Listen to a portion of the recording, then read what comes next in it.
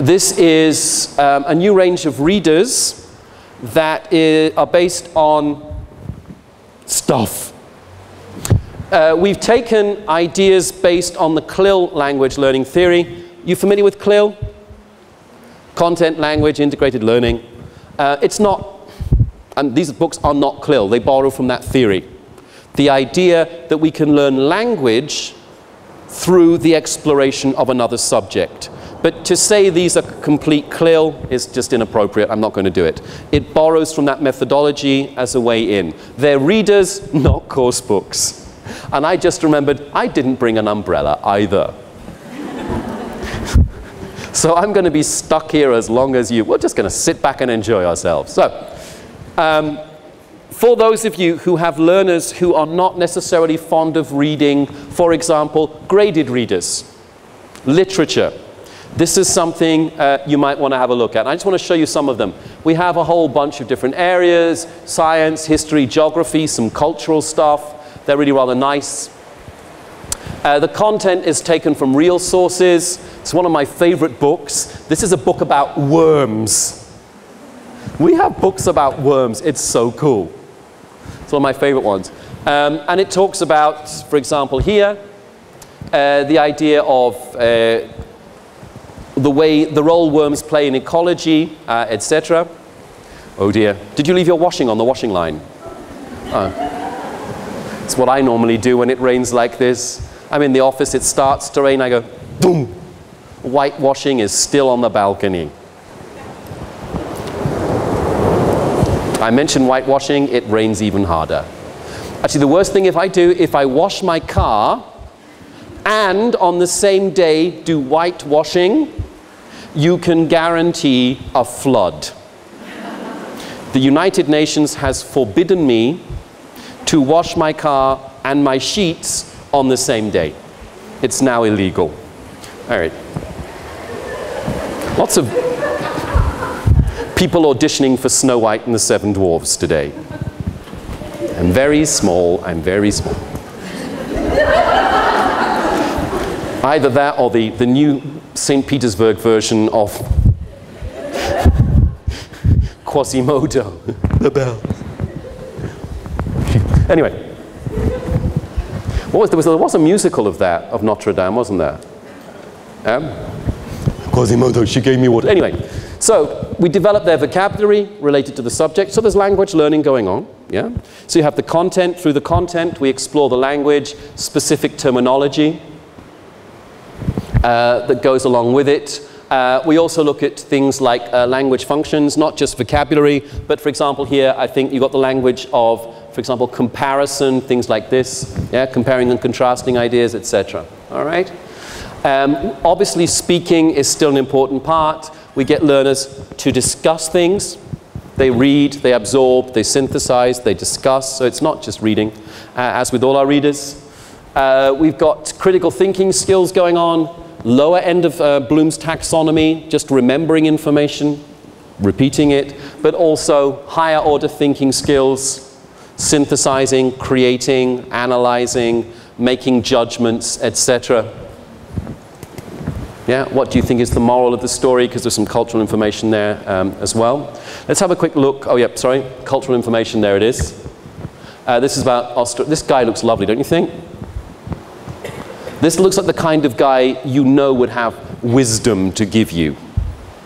You'd want to talk to him, not all night, because you'd be a bit frightened he's going to get boring, but for an hour or so to sit down and listen to this guy, you're fairly sure he'd tell you things that you didn't know, and some of them would be a bit weird.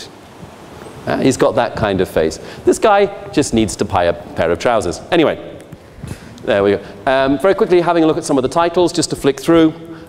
This is definitely out, this is out, this is out. Some of them are still being produced.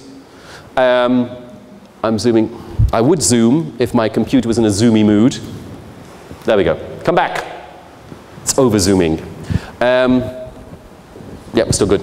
So we've got, well, you can see some of the choices that we've made. There's the worms one. Actually, the final version has a different cover than that one. Snakes.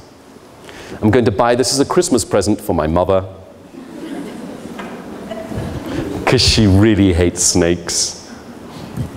And worms, because worms are like baby snakes, as far as my mother's concerned. My clicky thing has died again. So I'll move it this way. I'll do it the old-fashioned way. More examples here. We take them from all over the place. Notice many of them are very specific. We don't just do whales, it's the killer whale, the various kinds of shark, the white shark, the hammerhead shark. In many cases, they're very, very specific, which gives us room to look at other things. We've had polar bears, panda bears, grizzly bears.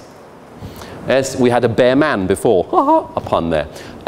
These are the categories. These are the basic 4 categories we've got. People and lifestyles, history, fiction, but cultural fiction, not pulp fiction. Like myths and monsters, myths and legends, folklore. So it's cultural fiction. Nature and science, animals, weather. We've got a nice example today. And these kind of things. And so we're fitting books into these various areas, various different tribal communities, ethnic communities, etc., for learners to learn about. This is a photograph of the CD-ROM. There's a CD-ROM that goes with it, or there's an online application as well that they can download that allows them to navigate around, to do drag and drop activities, etc. Lots of project work included. We recommend that they go away and find things out, collect information about this, find out more about, come back and tell us why sharks don't like us. Why isn't this? Oh, come back and tell me why my computer's not working today. Information very clearly arranged. You can see the layout, short information, illustrations, maps, diagrams. I love this one. This is like an advert for a dentist's office. But these kind of bite-sized facts that we have all over the place, little bits of information that we hope they'll like. Lots of lovely pictures, visualizations of information to help, information charts, flow diagrams, spidergrams, this kind of stuff. It's about vertebrae. There are some activities to help with the linguistic side, to focus on whether they've picked up the language or not. This is not the kind of sole purpose, but it's there. Before, while, and after reading activities, there we go, to focus on the language that they're supposed to be learning. So multiple choice, comprehension, etc. But it's all about the language of that particular science. Okay, as I've mentioned, the diagrams there, some lovely, lovely pictures and illustrations. Working on building up their scientific vocabulary. This is the worms one again. I love that one. We kind of glossaries of terminology we put together in the word bank sections. Mentioned higher order thinking skills already. I like this one on the bottom. Who is responsible for the loss of this guy's arm? A guy loses arm in a shark. And so basically, do we blame the individual? Do we blame someone who should have warned him? Who is responsible? We get the learners to interact with the text and to come to some kind of decision like that. I've mentioned the ICT sections already, but doing presentations, this one asks them, the bottom one asks them to prepare a quiz. It's kind of nice. So lots of interacting with the information. Review sections, come on, we need to move forward, blah, blah, blah. Writing and speaking activities included, reading activities, so on and so forth, so that they go back and they review. Myths and legends associated with various things. This is a lovely one from the one on Aborigines, where you have these 3 mountains, which is an interesting geological formation, and the myth that was created by the Aborigines to explain this particular rock formation. It's very common in most cultures that we make up stories to explain things. This one's about the worms. In ancient Egypt, they realized there was a connection between worms and healthy soil. So they made it illegal to squidge worms, which, if you think about it, most ancient Egyptians would work with no shoes on. Squidging a worm with your bare foot is kind of disgusting anyway, especially if a bit of it gets between your toes. So I should imagine not squidging worms was perfectly acceptable to ancient Egyptians. Lots of different kinds of texts. We've mentioned already the kind of email stuff, the need for online stuff, etc. And these lovely diagrams and information sources as well.